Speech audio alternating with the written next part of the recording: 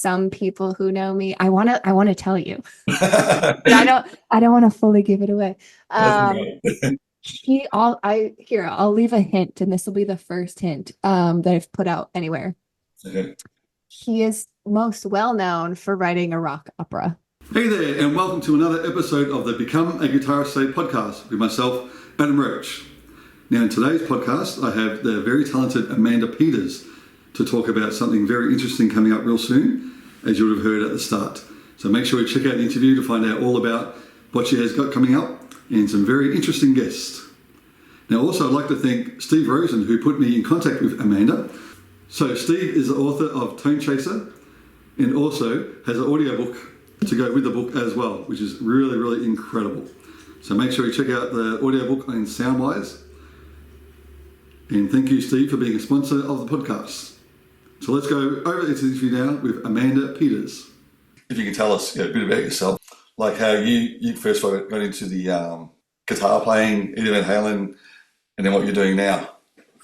Yeah, so I was 11 years old, and my brother was super into the Tony Hawk Pro Skater games, Okay. and on all the soundtracks, they would have like classic rock songs. And so I remember hearing TNT, and I think that was the first time that I thought about, you know what, I think I want to be in a rock band. This is super cool. And I remember daydreaming about it. And then once I started to get into that, I had to do whatever my brother did. So he got into Led Zeppelin, he got into Kiss and other bands, and I followed suit. I remember my uncle giving me a copy of Paranoid Mm. uh, by Black Sabbath. And I remember listening to that a lot. I took it from my brother. So whatever he got, I got instead. Yeah. Um, and then finally one day, I knew that he had gotten new CDs from my uncle. And so I snuck into his room, and I can still see the blinds were closed, and I had the CD player on his bed, and I put the headphones on, and I remember hearing Crazy Train first. So I had gotten Blizzard of Oz, and I can still feel, the goosebumps on my arms. And Mr. Crowley was the one that definitely got me the most. I remember thinking, whoa, just the intro was just out of another world. Um, and so I just was completely blown away. And then I picked up the next one, and it was Van Halen 1. And by the time Eruption came on, I just was just completely mesmerized. And I just, the goosebumps. And I remember sprinting into the kitchen and getting on my hands and knees in front of my mom and just, Mom, please, can I get a guitar? Please, please, please, please. And I just remember my dad coming in and saying, if you're going to play guitar, you need to learn classical, you got to learn an acoustic, and, you got to be serious and you got to stick with it. It's like, oh no, I'll do whatever it takes. And uh, we kept ads in our kitchen at the time, and I pulled out a Circuit City ad, and there was this blue and black Squire in it, and I'm like, I want that. That's my guitar. And so, long story short, I begged for it for a year. I Mm. stuck with guitar, and so by my 13th birthday, my dad said, "Okay, we can get you a guitar." Couldn't find that blue and black guitar everywhere, looked everywhere. It turned out to be one of 150 that Squire did for a 20th anniversary. Uh, Um, and I remember crying because I was like, it has to be this guitar. That's my guitar. And on my 13th birthday, I came home, and lo and behold, it was in my bedroom. oh, Um, really? yeah, yeah. And I Wow. still to this day have that guitar. Every time I see it, it reminds me of the day I heard Blizzard of Oz and Van Halen 1. I decided I want to be a guitarist. Yeah. Oh, what a great story. Big, huge surprise. Yeah. And actually, I'm a huge Peter Green fan. So when they auctioned off all of his guitars, I saw a mix amidst his whole collection was my blue and black guitar. Ah, Uh, yeah, so we're a few serial numbers apart, but that was very special for me to see because I've never seen anyone with that guitar before. yeah. So Mhm. did you go straight into guitar lessons from there, or you taught yourself? Um, I taught myself in the beginning. I remember getting my Yamaha acoustic, and the action was so off that, the strings were a million miles away from the fretboard. Yeah. The first thing I learned to do was tap. I was just dead set on that. That's what I had to learn. And then I went into guitar lessons after that. My school was teaching guitar for 1 year, just that 1 year. Yeah, oh, So I well. signed up Yeah. and I really excelled. I remember my teacher giving me lessons and having me teach the class. He was gone a lot. And for a while, I thought he was dying because he was always gone. And then finally, at the end of the year, he took me aside. It was the last day of school. And he sat me down in his office. I thought I was in trouble. And he was like, do you know where I've been? And I was like, oh no, he's going to tell me he's dying. I remember being like, I have no idea. And he's like, I've been on tour with Bob Seger. And I Ah. was like, oh. And he's like, in all of my years teaching guitar, I've never seen anyone excel so quickly or do so well. You have to promise me that you'll never quit. And that to this day, I'll never forget that. And there's been a few times I've tried to quit the music industry. I think we all get burnt out. But I always remember that. I'm like, oh no, he told me not to quit. I should probably not quit. Yeah. Yeah. Oh wow, Yeah. that's Mhm. amazing. Actually, it's funny. I just had my old guitar teacher come around here yesterday just to Mhm. hang out, and like he taught me back in the '80s, like pretty much everything, from classical to he put me on to El Di Meola, Mhm. Alan Malmsteen, everything. So it was really good to catch up with him. And I mean, he's only like 7 years older than me.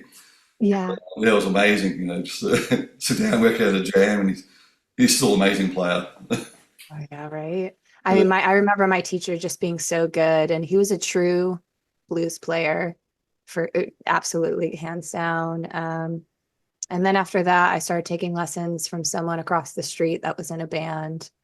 Um, and I believe they got lessons from the guitarist from Brownsville Station, which most people don't know that they wrote the song "Smoking in the Boys' Room." Oh, really? And everyone thinks it's Motley Crue, but Yeah. Brownsville Station is from Ann Arbor, and I lived about 30 minutes north from Ann Arbor, Michigan at the time. Oh, Um, so it the classic rock scene in Michigan is still very true. I mm, feel like everyone's kind of hiding or they've moved away. But in terms of true rock and roll in Detroit Rock City, that's so prevalent to this day, still in Detroit. And I live in Los Angeles now, um, but I miss that feeling of yeah. people talk about Detroit Rock City and what it was at the peak. It's a little bit different here in Los Angeles. It's a little bit more hair metal here. Yeah. Yeah. I was Mhm. in Michigan in 1990, it was. Mhm. I was there with my band called Eclipse back in the day. But Oh, nice. we performed for 2 weeks in like the high schools. There was a nightclub over there called Roxanne's. I'm not sure if it's still there. It sounds familiar. Yeah, I think it might have I, been. I wasn't born yet, so that's how young I am. Yeah. Yeah, yeah. So we did 2 weeks there. Played at a state prison, and yeah, it was really good. BB King played a prison. Johnny Cash played a prison. So Yeah, everyone should play a prison, I guess. yeah, that's right. Yeah, So that's from exciting. there, did you go straight into like band work at school, or just Yeah. So once I got out of guitar class, at first class, I just started playing in my bedroom a lot. And then I remember forming a band with two friends that I had at the time. It was Randall and a girl named Christina. And at the time, this is when Green Day's American Idiot had come out. And I was a 13-year-old girl. So I just thought it was so cool. It was a rock opera. At the time, I had never heard anything like that. So it really captivated me. And I started chasing the idea of writing a rock opera. And so I started a punk band. And I uh, remember going to practices at people's houses and we were all playing together.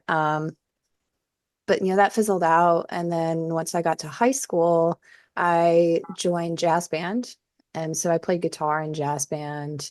I was in the glee club, I was in choir, and I did musicals. Anything that I could do to get me deeper into music because by the time I got to high school, hardcore music started to become really popular, and that wasn't me. I grew up on classical rock, and then I got Yeah. into punk music and the, as I call it, the screaming, but I know I'll Yeah. get yelled at for saying that.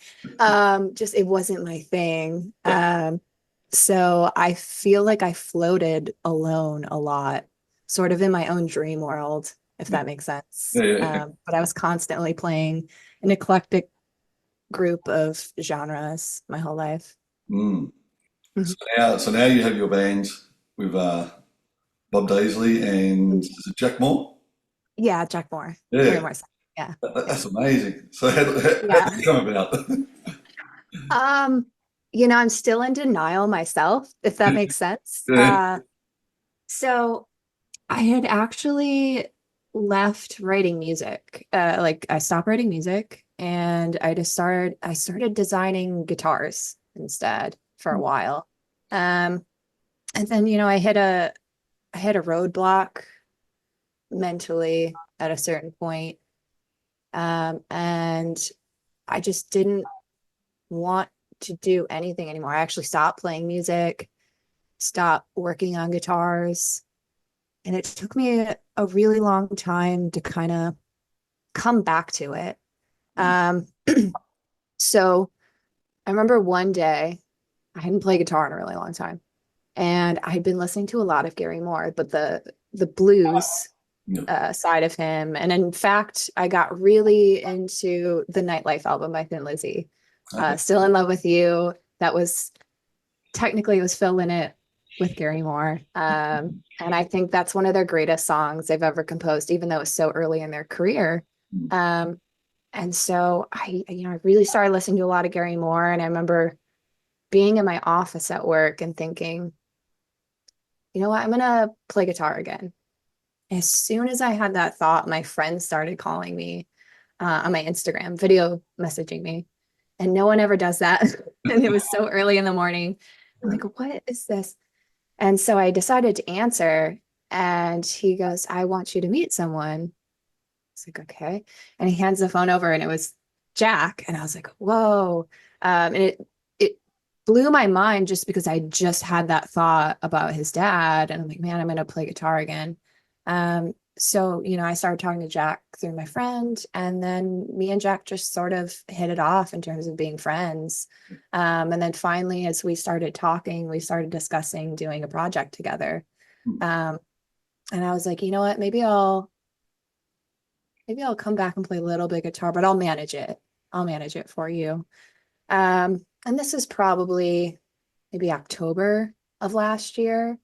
Um, and so a little bit time went on, and Joe Bonamassa invited me, uh, and Rob Pierce, who actually designed Joe Bonamassa's amps at Fender, and helped build them, the two different lines that he's had. Uh, we both went to a show at the Baked Potato, and he did this show with his band. I think they're like jazz fusion. I can't remember the name of the band, but I loved it so much. And, as I sat there and I watched Joe play, I haven't talked to him many times. I do know him, but I thought to myself, if Joe's out there doing whatever it is that he wants to do, I don't understand why I can't do whatever I want to do. And, he gets so much flack online. And, when you have fame, people will give you flack for just whatever it is you do, especially if you're very successful and very good at what you do. But there was something about that performance that Joe did where I thought, why am I holding back? It really got to me. And I really started to take myself 100% seriously after that. Um, so in my head, without him knowing, I really thank Joe Bonamassa because that show really turned everything around for me. So after NAM, uh, Jack and I started discussing more about this project that we were doing. And I happened to go see Joe once again perform with Glenn Hughes at I, the Whiskey. Yeah. And so, um, you know, Jack had suggested to me that day He's like, why don't we reach out to my dad's old mate, Bob? And I knew nothing about Gary's career from the 80s at that time. I'm like, who's Bob? He's like, oh, Bob Daisley. I think my jaw just dropped to the floor. I'm like, Bob Daisley? I couldn't believe it. I remember just like looking it up on Google, like, there's no way that he played with Gary Moore. And then that's where I saw it. And I was like, how did I miss that? Being such a huge Blizzard of Oz fan, I was like, what? Am I gonna be in the orbit of Bob Daisley? So I went and saw Joe perform, and I happened to once again, I got really sick. That's the last time I got sick. And I was like, man, I'm just going to watch Joe and I'm going to go home. And it got to a point where it's like, I can't even stay a minute longer. I'm so sick. Um, but I just need water. And I'm like, well, if I go across the street and get water at the gas station, it'll be like $8. So I should probably just go to the bar. Well, the bar downstairs is always slammed. So I'm like, okay, now what do I do? And I'm like, maybe I should go upstairs. And so I walked around, and they have this huge picture of Ozzy and Randy on the wall from the Blizzard of Oz store. And I just stood in front of it for a while, and I just got this feeling like I should go upstairs, but I should go upstairs for a while. I should just stand there. Now, I'm dying. Like, I really need water.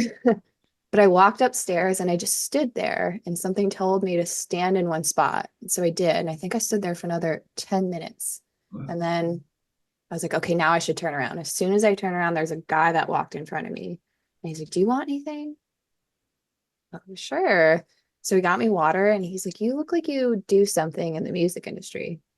It's like, yeah. So we started chatting, and it turned out to be the president of Cleopatra Records. And so, yeah. So I was like, oh my gosh, I'm, actually doing this project with Gary Moore's son, Jack. And we're trying to get in contact with, Bob Daisley and Neil Carter. And he's like, oh, don't worry about it. Here's my contact. I'll get you in contact with them. So, he gives me all their emails, and I'm just like, okay, this is weird.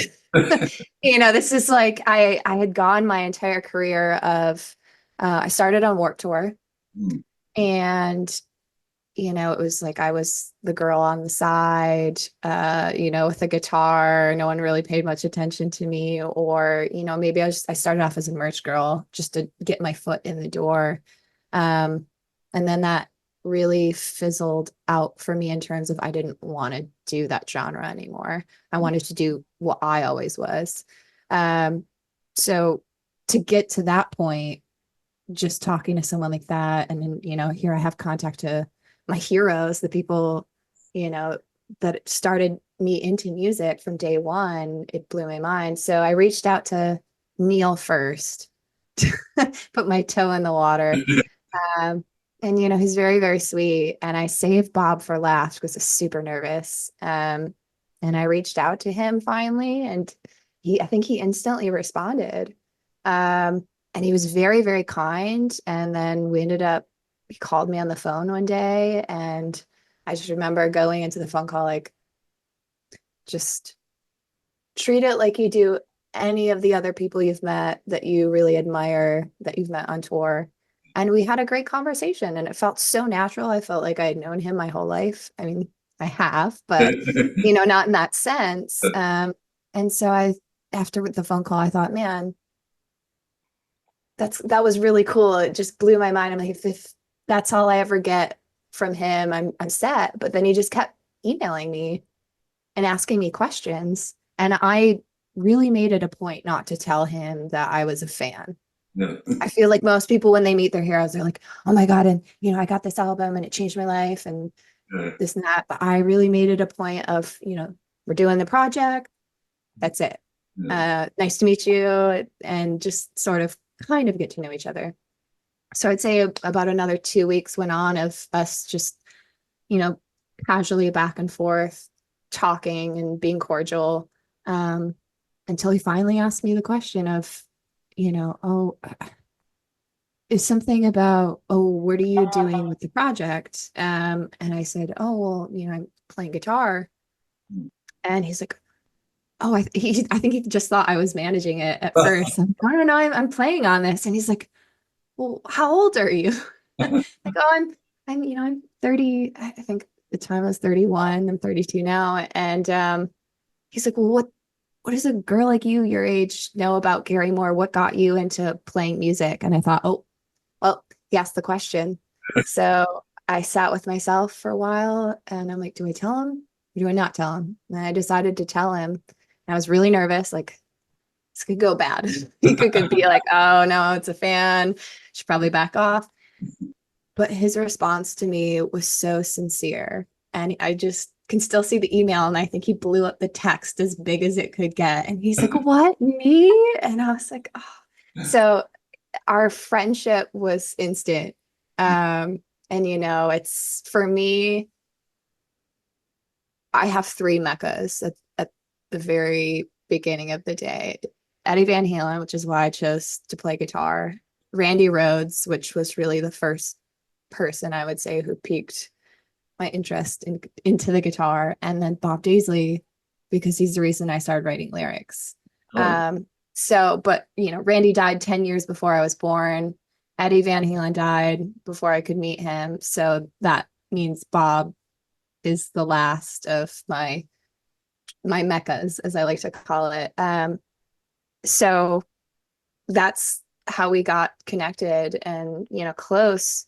And so as the project went along, he started asking me about my own music, like, oh, can I hear your music? And I said, actually, I've never been able to record what I wanted to record. I got to a point where I was offered a record deal, but they tried to make me a pop star. And I said, no, it's either I play my guitar and I do what it is I want to do, or I'm not going to do this. And so I didn't do it. But I did tell him, oh, well, in 2020, before I left playing guitar, this is what I was trying to do. This was the album that I was actually trying to create, which was my own rock opera, but not in the sense that I think most people think of a rock opera. Um, most people think of Queen, but this isn't it. yeah. It's more Diary of a Madman, I would say. Not the full album, but the song. Yeah. And so, of course, that naturally piqued his interest. Mm. He's like, well, why don't we start a band? It's like, am I dead or did I cross over? Is this purgatory? But he was serious and he took me very seriously. And as a woman, it's always been hard in the music industry to be taken seriously in any way, shape, or form, to have anyone want you involved in music. I really feel since Nita Strauss joined Alice Cooper, a lot of that has changed, and we've seen the trickle effect, really. That too, and Orianthi, I would say they were like the huge push to Yeah. get more women into playing metal and rock and roll. And so for me, it was a huge deal because it's like, okay, I went from, I'm going to quit to I'm in a band with one of the biggest heroes I've ever had. And it's just really uncanny how we all fit together and we all have our own parts. Um, and Jack is he's a really great player. Mm. You can definitely hear that, his dad did a great job raising him as a guitar player. I could never even play the way that Jack plays. I have my own style. But I feel like that's why we all fit. We all have our own character. And we've been working on that now since February, putting it all together and mapping out exactly what we're going to do. So it's pretty early on with the band. And I really want to take time writing material and being very careful about what I do and how I do it. Because I just really want a very specific sound when it comes out. But in a way that melds all of our greatest strengths together Yeah. as a band. Yeah. Wow, it's gonna be awesome. I can't wait to hear Yeah. it. I am taking a few songs that I had written previously, a few ideas. But I found that as I work on this, I'm just really going back to Randy and Richie Blackmore. I was a huge Rainbow fan growing up, huge Rainbow fan. Who wasn't? Obviously, Randy Rhoads is one of my heroes. But I've been finding that I've really been channeling those two the most. Yeah. Um, I could never be Gary. That's where Jack comes in. So That's right. it's a nice substitute. Yeah. Yeah. So do you have a drummer at this stage, or they'll come later? We're deciding on who's going to play drums. We might bring in a few different people. We're actually currently discussing that right now. But I felt, as long as we have an idea and a goal of where we're going with that album, we should be set. And besides, look at Blizzard of Oz. They didn't get Lee Kerslake until the last minute. So Yeah. they I think Bob told me they tried out 40 drummers, 41 drummers or something like that. Yeah, I think it's in his book, and it was Okay. like they were ready to go into the studio, and they were just going to go in with a studio drummer, but they really wanted to get a real band member, and that's when Lee Kerslake came along. So I'm like, hey, maybe we'll be in the same position. Yeah. I tell you what, work We'll back find, then. yeah. So we'll see. Yeah. And how about the vocals? Are you doing vocals?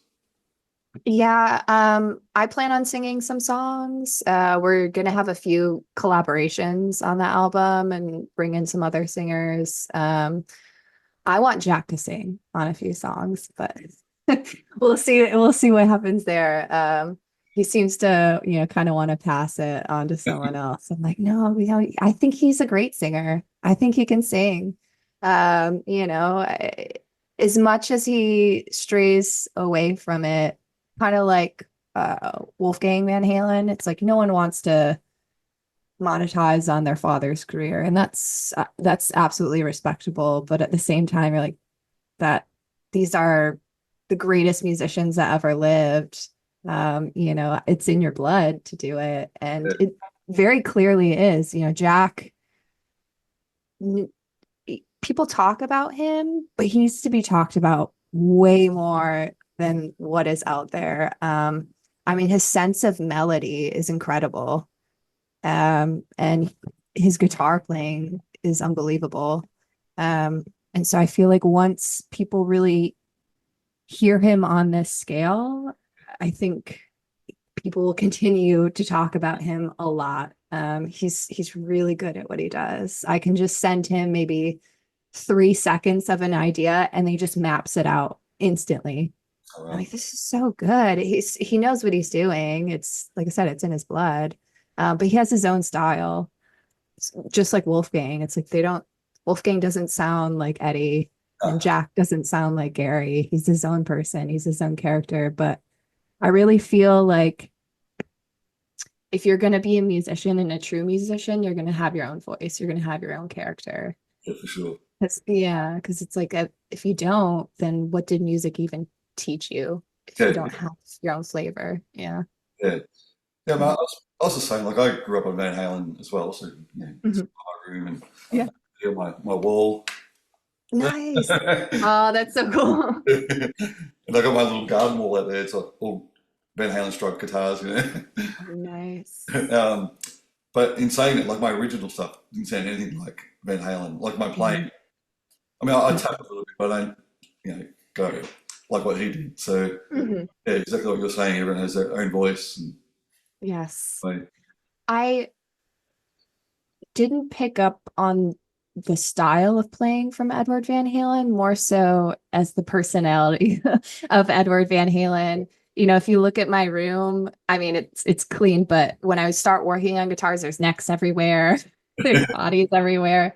And that's what I really got from Edward Van Halen was being unique, Mm, doing things that no one is doing something that's true to who you are, and really pushing the envelope. I was shot down by so many people and so many other bands because they just didn't understand what I was trying to do. And obviously, it's taken me this long to get to a point to meet Bob Daisley for Bob Daisley to go, I know exactly what you're trying to do because he's technically done it before. In his own way. Of course, I'm a little bit different than he is, but I'm no Randy Rhoads, and that's that's very clear, at least to me. Yeah. And no one could be Randy Rhoads. He was his own mountain. Um, but in terms of designing guitars, that's the suit that I followed with Edward. Was in 2018, I wanted a custom bass, and I looked up on Fender Custom Shop, and I was like, $5,000 for a white bass? We can do that at home. And I come from a Slavic background. So my grandfather had a wood shop in the basement, and his father worked on violins. And we just got together and we restored this whole bass, painted it and everything. And ever since then, I've just had that mentality of, if Edward Van Halen can do it, there's no reason why I can't do it. If he was doing it in his garage, if he was doing it in his bedroom, there's absolutely no reason why I can't do it in my garage or my bedroom or my basement. And 2022 is when Kramer found me. Okay. And yeah, and they reached out to me, and that was like so cool for me. In fact, Doug Messengers found me first, and he was one of the guys that I think tipped off Ted Templeton about Van Halen. And he reached out to me on Instagram and asked, yeah, sent me a question like, "What are you doing?"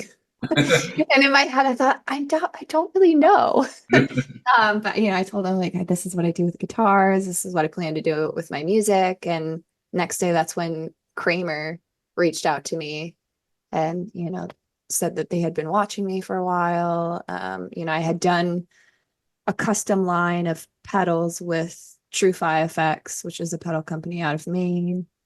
And then I worked my way up to where I was a third-party painter for custom shops, like Charbel Jackson, Dean, that whole array. And so I was actually working for custom shops, and people, I don't think, really realize that. And so Kramer found me, and they're like, "We would love to have you." So that's when I started to work on my signature guitar. And I really wanted to base it off of Edward Van Halen, but do it in my own way. And so if anyone knows Edward Van Halen, they know that he's such a smart aleck. And so Kramer wrote me, and they're like, "No stripes. Can't do stripes." And I was like, "Oh no, we can do stripes." And so then I painted a guitar on the on the guitar. I painted a tiger on the guitar. And I said, "There we go. We put stripes on it." So my signature has a tiger on it. And the reason I'm so close to tigers is the first time I ever heard rock and roll was my uncle picked me up in a Tiger Gold GTO. I was probably like 7 years old. He still has that car. He started restoring GTOs after he left concert photography in 81. And I think I remember hearing Black Sabbath. But I do very vividly remember hearing Led Zeppelin's Rock and Roll. Okay. Yeah, and just being in that car, and I can still, see the sunny summer day, and my hair's whipping around. And that was the first time I think it really resonated in me somewhere and stayed a little bit. But I was just too young to really grasp the concept of it until a few years later. Yeah, and then when I got closer to my uncle, once I started helping him with his concert photography, which he had put away for 40 years, and that's a whole story in itself. But once we started to go through it and we got very close, he has 3 tigers in his garage, amongst the GTOs, because the tiger was the mascot for the GTO. And I remember going to a lot of tiger baseball games in Michigan growing up with my grandparents. So tigers were just always all over the place. And it just resonated with me that would be very me. So I put the tiger on it, mainly to be a smart aleck at Kroger, though. I just thought it would be funny. So I ended up painting the tiger on it. I did it in black first, because if you know the story of Frankie, it was black first. He painted it black. And then I put a base of white when I did the tiger, and then I built the colors on top of that, which was a mixed red. So even though not the whole thing is painted that color, I did it in the layers that he originally did it, the Frankenstrat. That's super nerdy. But that was like my tribute to Eddie.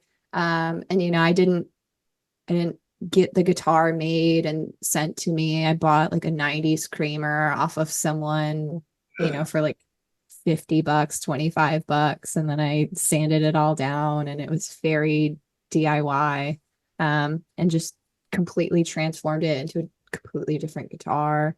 It's got the eruption pickup in it that Kramer just released. And then I modded the other single pickups in it, but it's definitely very reminiscent of the original Frankenstrat. Yep. Ah, that's great. Yeah, Yeah. but this one that's actually, yeah, it's called the Tiger. I spelled it, yeah, Tyger. It's Oh yeah. the headstock. But it's a Kramer body as well. Oh, that's so cool. Yeah. Those those 80s Kramers are going up in price so much. You'd be surprised, like thousands and thousands. And I feel like, especially once Edward passed away, it just all of a sudden everyone wanted that sound and went back to it. But it's awesome, because I can go on Instagram and I see some 15, 14-year-old kid and they're playing Eruption. And I'm like, I don't even know if I can do that at 14. Yeah, Uh, but yeah, for the longest time, I always thought, wow, I think I'm like the last of the generations to really carry this torch. mm, And as sad as it was for Edward to pass away, I've never cried at a celebrity passing. That was the first time. I think I cried for days all the when he same. passed away. Yeah, yeah. I think we all know where we were when we found out and how we reacted. But I think the most incredible thing to see out of all of it is how many people fell in love with the guitar again and picked it back up and started doing all sorts of stuff again. I really feel like it rejuvenated the rock industry a little bit of like, oh man, that was my hero. You know what? I'm gonna continue the legacy. And I definitely was one of those people where I was like, wow, he's gone. And I really reflected at the time. I mean, I think it was like 27, 28. This is over COVID lockdown. And I was like, what am I doing? Why am I not going even harder than I was before? And that's how I ended up getting into doing custom guitars and working for custom shops, is because I was just chasing whatever it was that Edward Van Halen Yep.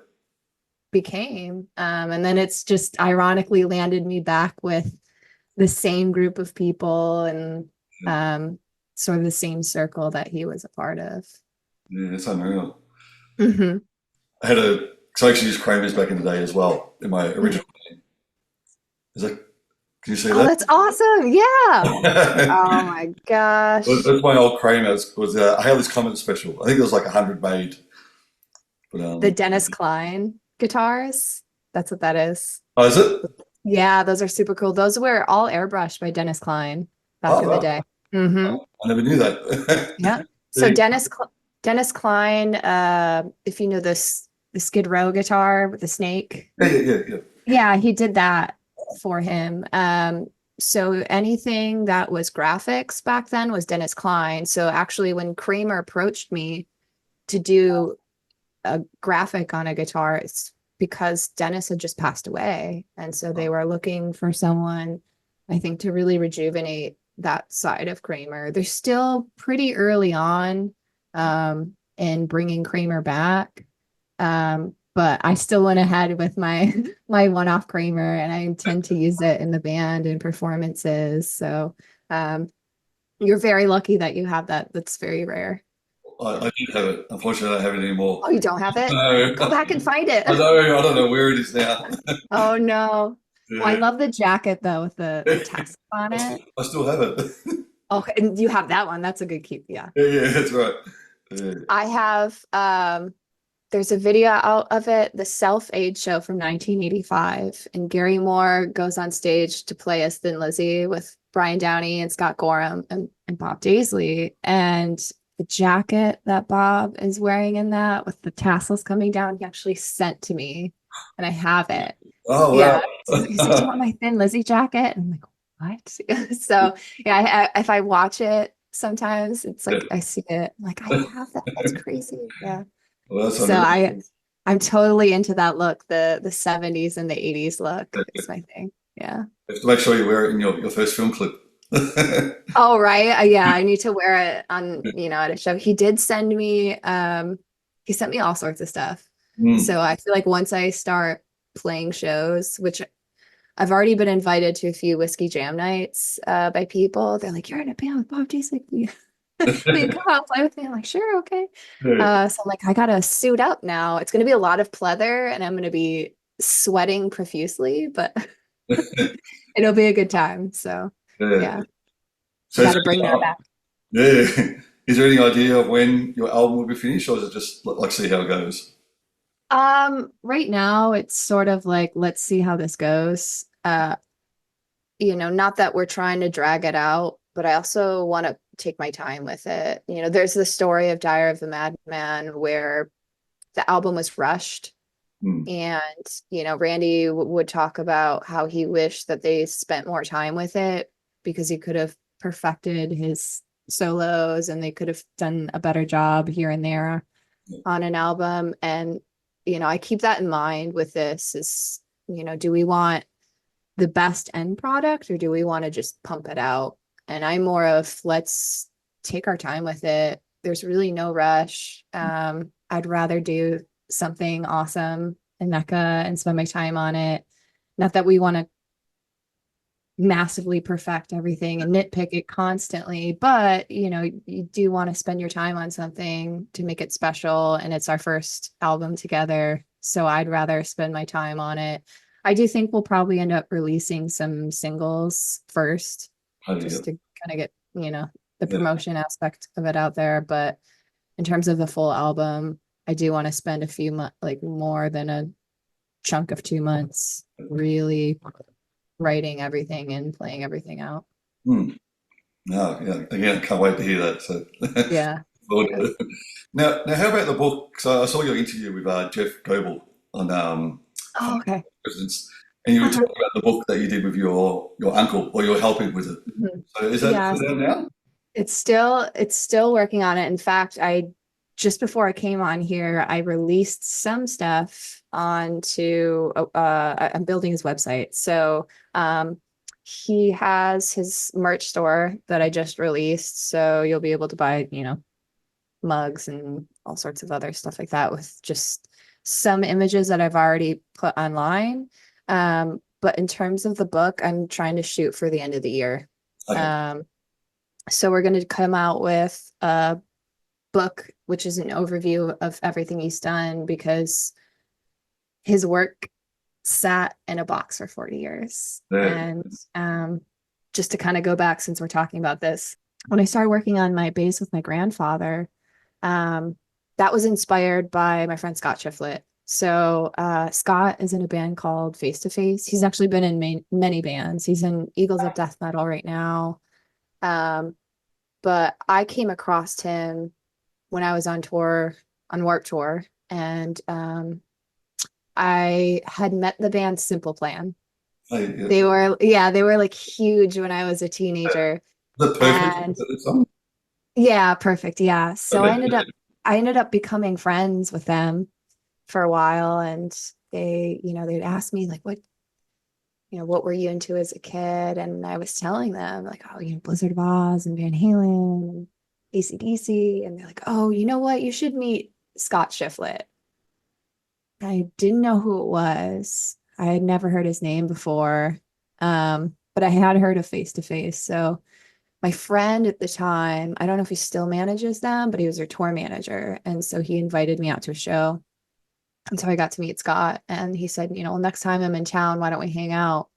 And he was playing I think it's Me First in the Gimme Gimmes, and they're like a cover band that Fat Mike started. Yeah, It yeah. was like it was Chris Shiflett in the beginning, I think, and a few other people. And then Scott took his brother's place, Chris's place. And then I think it was like some of the guys in Lagwagon and the bassist from Bad Religion. And so I remember showing up and hanging out on the bus, and I brought my blue guitar with me, and we were talking, and I remember talking to him about, being into Blizzard of Oz and Van Halen 1. And at that time, once again, I was getting burnt out by the industry. I'd spent, I would say, 3 or 4 years just trying to get my foot in the door, and everyone's like, "You're a girl, leave." And I was just like, what am I doing? I'm spending my time selling merch in hopes, or like playing rhythm in hopes that someone gets me into a band bigger than whatever I'm doing, opening for other bands. And I'm getting nowhere to where I want to be, and no one wants to play what I want to play. But meeting Scott was that, once again, what the pivotal point of it changed direction of my career in a massive, massive way, because I started to go back to everything that I loved. And he told me, he's like, "Hey, here's the band that I've been working on with my brother." He has Viva Death, and he showed it to me, and he's like, "This is me doing whatever it is that I want to do." And he's super into Van Halen, he's super into Blizzard Bath, all the classic rock music. And he's like, "Why don't you do the same?" And I'm like, "Well, Scott is telling me I should do this, and he's a professional musician, then I should just do it." So that inspired me to then go out and do my own custom bass, and which led me to going to my grandfather's all the time. My uncle lives with my grandparents, and Scott was like, "A person your age, how do you know all of these bands?" And I started to tell him about my uncle and him giving me all these CDs. And I was like, "Oh, I think he was a concert photographer." I was 13 years old, and it was my first concert, and I went and saw Styx. Like, And I remember going and having him sign a photo that my uncle took. And I remember my uncle actually pulling out the print of Dennis Young out of a box at the house, and having us take it to the concert. And that's all I knew. My mom would always tell me, "Don't ask." It was like 5 shows. It was just from the audience. Well, 5 shows for her from the audience, not the whole thing. So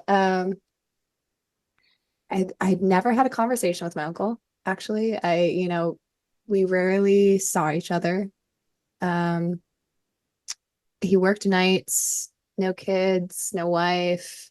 Um, and he's always like very quiet. I mean, I'm pretty quiet too around my family, but so I understand. So Scott suggested that I ask him, and I'm like, "I've never had a conversation with my uncle." And he's like, "Well, why don't you ask him if he has humble pie?" I said, "Okay." And so we went over to the house, and he walks into the kitchen, and I can still feel like how nervous I was to ask him. And I'm like, "Did you ever photograph humble pie?" And he just turned and stared at me for a really long time. I'm like, "Oh no, I've asked the wrong question." And finally he goes, "Well, what year?" There is not 5 shows. So we go out to the garage, and as we're walking out to the garage, she's like, "I remember I photographed Rory Gallagher opening for Kiss in 1976." And I was like, "What?" And so we go into his 6-car garage that he has.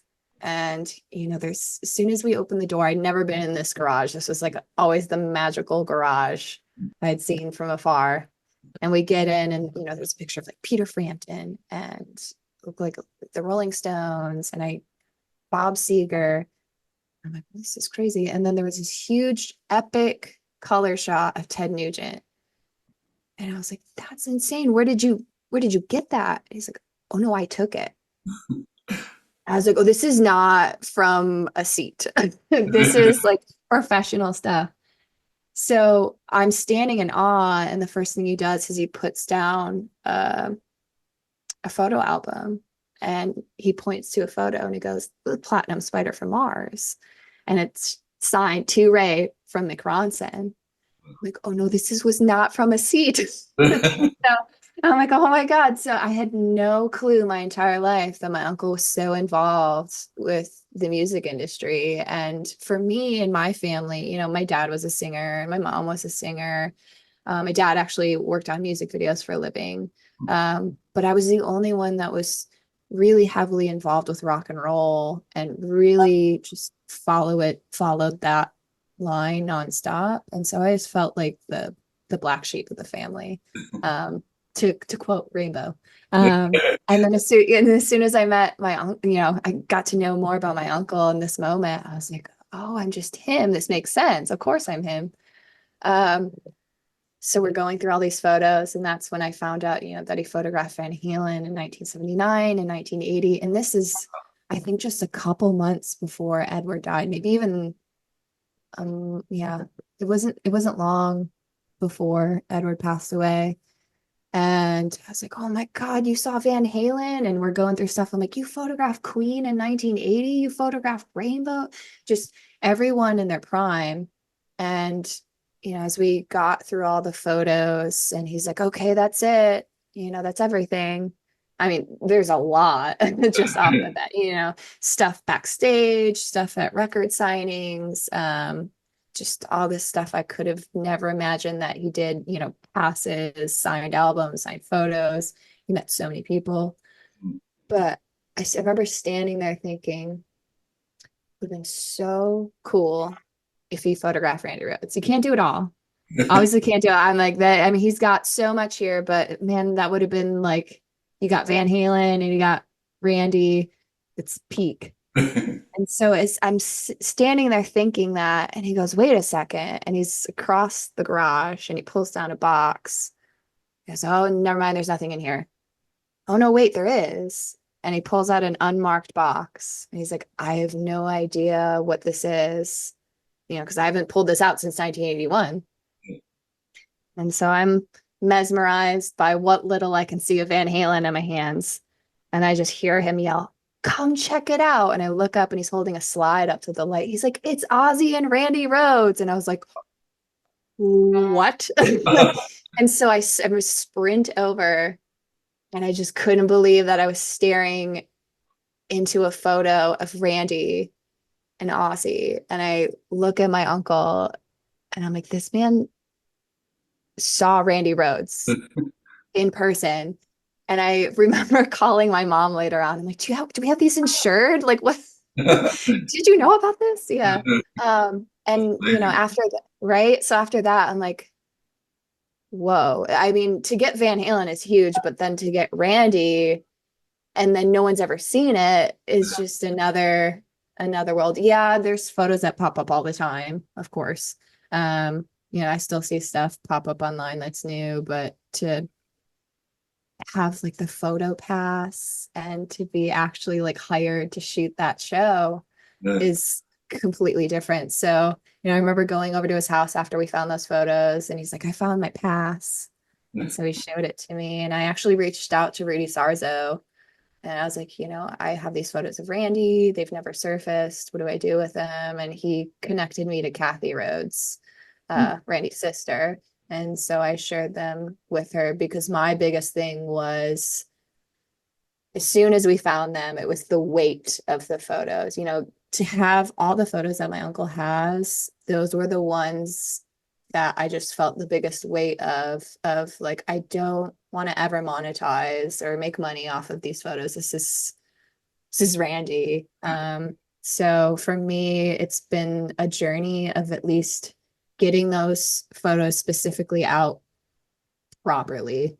Anything else, it's like we can release it, but those I've been very protective of, and in a certain way, just because he left us way too early. And I of course really, really love Randy and really respect the legacy that he left behind.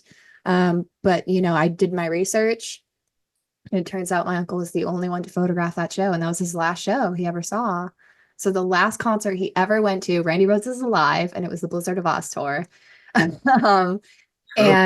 he's like, I still remember standing side stage with Randy and Ozzy, and he's like, I remember, them sweating all over the place. And I'm like, it's crazy to hear your uncle.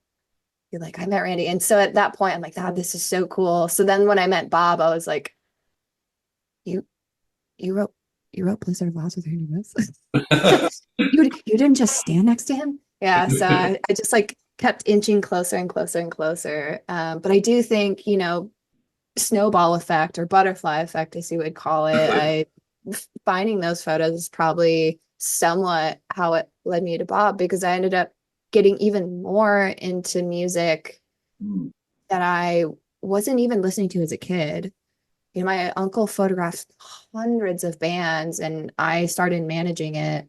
And we would go through stuff, and I'm like, I've never heard of this band before. I've never heard of this artist before.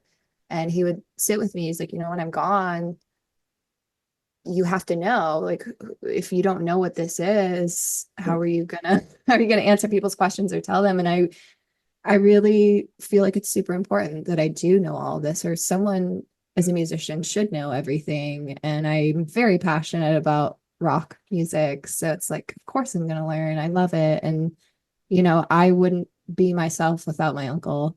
I Yeah. really feel like my uncle, if it wasn't for him, I wouldn't be the person that I am. And so he's been the most important person to me in my entire life, in terms of just inspiration. Um, so of course, when I met Bob Daisley, I call my uncle and I'm like, I got to talk to Bob Daisley. He's like, Bob Daisley. I've never heard him excited. Like he would talk about the people he met. And I'm like, whoa, that's cool, mesmerized. And then I come in, I'm like, I'm in a band with Bob Daisley. He's like, Daisley. So I'm sure he's probably super excited to hear that I'm doing Oh, what I'm yeah. doing. And he really loves Blizzard of Oz, but Yeah. it's been a joint, between the two of us, me and my uncle, it's been a huge joint passion project. My uncle gets to see his glory days of going to shows and shooting, and then I get to enjoy it because it's my favorite music and my favorite bands and the bands that inspired me to become a musician. So, I've definitely put a lot of time and planning into it to put it out because it deserves to be put out. I always tell people, if it was Kansas City, maybe it wouldn't be as fun, but this is Detroit Rock City. This is like one of the biggest places in the world for rock music at that time. And, he was backstage with people and he interviewed people, for example, like Ronnie Montrose. He's at, so he was shooting shows that became live shows. Yeah. So it's like, this really needs to be out there. That's The books need to be out there. He's got great stories with Journey and oh, you're fine. And all sorts of other people. So I really want to capture that of, you know, how many people are still around today who can tell those stories. I do know of two people who are alive, um, who were photographers in Detroit at the time. Some who started shooting way before my uncle, actually. But it's like they still haven't put their stuff out. And then the rest of them have passed on. They passed on years ago. Um, so I made it my goal to put his stuff out there. And, he's got, like I said, he's got really great stories. And some of it, like I said, he was the only person hired out. He was the only person shooting the show, or he was the in-house photographer. So it's like this is the only person who would have these shows, which is also very cool to see. yeah. Mhm. That sounds amazing. I feel like I've just heard the plot for a new movie coming out. You were right, Where it's right? all come about. Yeah. Hmm. He should Incredible. totally have a documentary, honestly. That's how I feel about it. Yeah, yeah. It just goes back to we hear so much coming out of Los Angeles and all the people involved with like Led Zeppelin and the Doors. Um, but there's not a lot that's really come out of Detroit. And you think about that and the very beginning, it was Bob Seger and the Herd and Mitch Ryder and the Wheels, and that was Jim McCarty. And then Jim McCarty went on to do Cactus. And Cactus, I feel like, really inspired a lot of people, and people don't realize that. Jim McCarty was like one of the first guitar heroes for what became our guitar heroes. And I don't think people are fully aware of that. But in terms of like American rock and roll, Jim McCarty's brought up so much. And he ended up going on from Mitch Ryder, like I said, to Cactus, which was Carmine Appice on Mm. drums. And they just released a new Cactus album. I don't think Jim's on it. Okay. But Jim McCarty inspired guys like Ted Nugent to play. And then, of course, Ted Nugent had his whole career, and people bring up Jim McCarty a lot. In fact, when I met up with Steve Rosen, he brought up Jim McCarty, and he's like, "Oh, I you wouldn't know." I was like, "Oh no, I know." Yeah, Jim McCarty was in the Rockets too, which had Johnny B in it, and Johnny B was also with Mitch Ryder and the Wheels, but he was actually with Alice Cooper as a studio musician in the beginning, even to now. And most people don't know that. And so there's a lot of people that came out of Detroit that are these like unspoken heroes. Alice Cooper, of course, that's Detroit. My mom and my uncle went to the same high school that he went to. Of course, Bob Seger is rock and roll there. There's so many more, and I can't believe I'm like blanking on everyone. But I feel like every time I'll look someone up, I'm like, oh, they're from Detroit too, which is really cool. And for example, MC5, um, a lot of people don't talk about them, but they were sort of one of the first like garage bands, really, that had that garage band sound, and they came out at the same time as the Stooges. And so I lived in Ann Arbor for about 11 years. And there's a house that's called the MC5 house, and they all lived there for a while with the Stooges. And MC5 inspired a lot of people. Obviously, the Stooges inspired so many people of what became punk rock. Um, Ann Arbor, even though people talk about Detroit, Ann Arbor had its own scene too. There's a bowling alley that used to be there. Jimi Hendrix played there. Um, the Who played there, and that was like the famous show. I mean, he did it many times, but the first one where Pete slammed his guitar into his amp and then disappeared into the smoke. And I think like that was the article that was written that was spread all over the place. And Ann Arbor was also the place that John Lennon showed up to Okay. free the guy who had smoked pot from, to get him out of jail. So, I mean, Ann Arbor in itself is his own little ground for music. And then Wayne Kramer after MC5, I think he was in jail for a while. He was in jail for a while for drugs. Uh, but he then teamed up with Johnny Thunders from the New York Dolls, and they started a band called Gang War. And it was very short-lived. They didn't even finish demos for the album, but they recorded in Ann Arbor, and they played shows. I think they played like 10 shows. My uncle photographed two of them. Okay. So when I went through all these photos, I ended up getting connected to Wayne Kramer, and we talked a little bit about it. And I mean, a lot of these people, like I said, are very OG, and they went on to then inspire, someone like Alice Cooper, like that, and it trickles out. So I feel like a lot of people don't realize how much history is in Michigan unless you live there. Um, and so that's just what I've always been around. And I feel very blessed to have the background that I've had and to have the uncle that I've had who's soaked it all up. Yeah, yeah. It's cool. And like I said, LA has its own thing. Going back to the Doors, and obviously way before that, it's always been, Hollywood and home to entertainment. But Michigan has always been very rock and roll oriented, especially having Motown. Yep. That was like peak popular music. So I feel like I have my own flavor and soul and blues.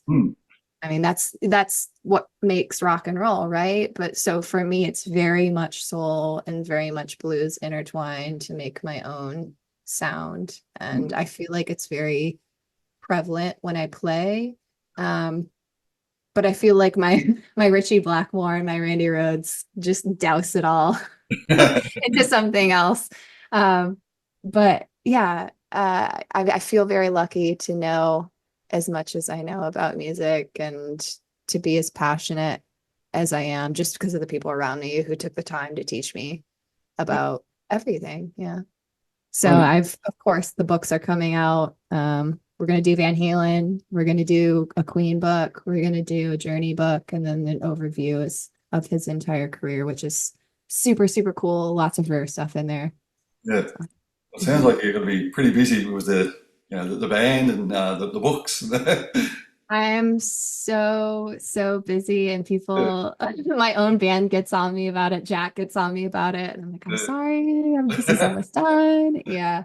Yeah, But I mean, I wouldn't want to do anything else really. yeah, And it's, at the end of the day, I know it's up to me. If I don't put these books out, if I don't put these photos out, where are they going to go? They're going to disappear, and they really need to be out there and seen and appreciated for what they are. And it's history.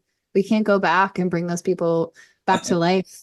And it's a moment in time that still changes people's lives every single day and makes them become a musician. So I've made it, my goal to have it released to preserve history, Hmm. especially for Detroit. Yeah. Oh, that's really good. Oh, Mhm. definitely. Please let me know once it's all ready, like with the band stuff, all the books, and love to have you on again Yes. to talk about Yeah. it. Sure. Yes. Trust me. As you can tell, I can go for hours talking about music. Yes, I Yeah, love it. Yeah, I'll definitely let you know. Like I said, yeah. I just set up his website and all of his merch, and we're just now starting to get socials ready for the band. And then we're gonna go into the studio next month. So in a few Oh, weeks, we're gonna start recording our first stuff. I will say that we're doing a cover. Our first two songs are going to be covers. okay. Um, one of it isn't necessarily for the band, it's for its own project, but we have really big names. Bob has already thrown out the name, one of them at least. I do. And I was like, oh, okay, I guess we're doing that.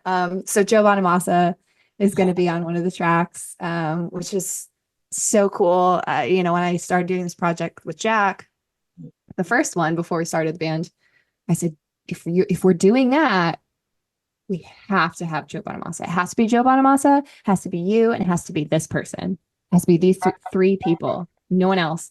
And he agreed, and we got all three people. So I won't say who the third person is, but it's a really, really good one, very special one. And I think some people who know me, I want to tell you, but I That's don't want to fully give it away. Um, right. I'll leave a hint, and this will be the first hint that I've put out anywhere. Okay. He is most well known for writing a rock opera. So it'll be a guitarist who is well known for writing a rock opera, Joe Bonamassa, Jack Moore, Bob Daisley, and we're just now deciding on a drummer, but we're going into the studio next month. So that's going to be good. And then we have our other cover that we're doing, and it's a Peter Green cover, but not Fleetwood Mac. It's his solo stuff. So I think I can have a guess, but I won't say it. But I'll message you about it. yes, I think we'll all know after that. If Bob gave away Joe Bonamassa, I figure I can give away the other one. So Yeah, that's right. Yeah, that's really cool. mhm. Well, thank you again. Yeah, of course. Thank you for having me on. I'll talk to you real soon. Yeah. All right. Bye. Bye. See ya. Bye.